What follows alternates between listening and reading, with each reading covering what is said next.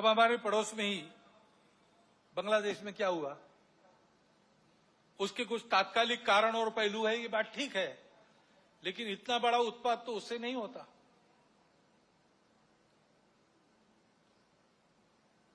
वो कारण उनकी चर्चा जिनका विषय है वो करें, परंतु दो बातें ध्यान में आती है। पहली बात है कि उस उत्पात के कारण वहां के हिंदू समाज पर जो अत्याचार बार बार होते हैं, उस परंपरा को फिर से दोहराया गया।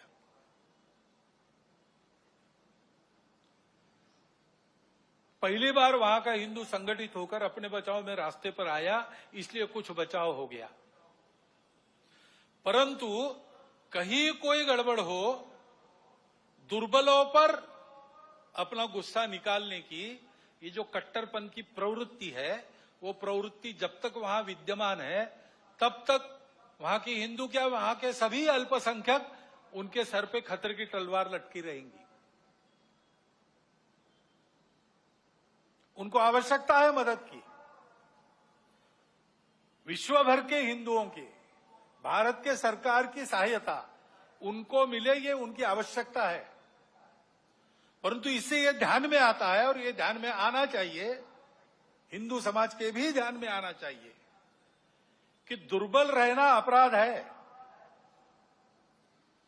हम अगर दुर्बल है, असंगठित है, तो उसका मतलब हम अत्याचार को निमंत्रण दे रहे हैं। निमित्त कुछ नहीं चाहिए, हम दुर्बल है, यह निमित्त पर्याप्त है। और इसलिए जहां कहीं भी हम हैं, वहां संगठित रहना, सशक्त रहना, किसी से शत्रुता नहीं करना, हिंसक नहीं बनना, योगदान देने वाले बनना, परंतु इसका अर्थ दुर्बल रहना नहीं, अशक्त रहना नहीं। इसको हमको करना ही पड़ेगा।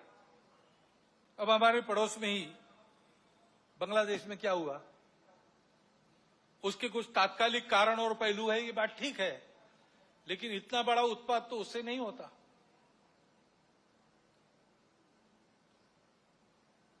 वो कारण उनकी चर्चा जिनका विषय है वो करें, परंतु दो बातें ध्यान में आती है। पहली बात है कि उस उत्पात के कारण वहां के हिंदू समाज पर जो अत्याचार बार बार होते हैं, उस परंपरा को फिर से दोहराया गया।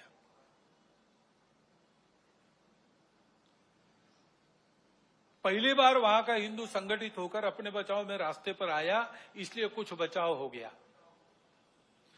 परंतु कहीं कोई गड़बड़ हो, दुर्बलों पर अपना गुस्सा निकालने की ये जो कट्टरपन की प्रवृत्ति है, वो प्रवृत्ति जब तक वहां विद्यमान है, तब तक वहां की हिंदू क्या, वहां के सभी अल्पसंख्यक उनके सर पे खतरे की तलवार लटकी रहेंगी।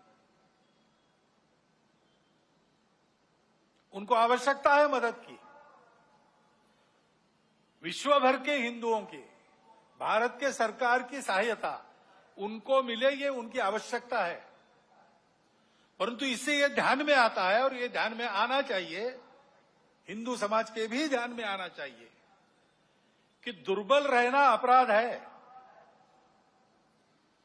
हम अगर दुर्बल है, असंगठित है, तो उसका मतलब हम अत्याचार को निमंत्रण दे रहे हैं। निमित्त कुछ नहीं चाहिए, हम दुर्बल है, यह निमित्त पर्याप्त है। और इसलिए जहां कहीं भी हम हैं, वहां संगठित रहना, सशक्त रहना, किसी से शत्रुता नहीं करना, हिंसक नहीं बनना, योगदान देने वाले बनना, परंतु इसका अर्थ दुर्बल रहना नहीं, अशक्त रहना नहीं। इसको हमको करना ही पड़ेगा।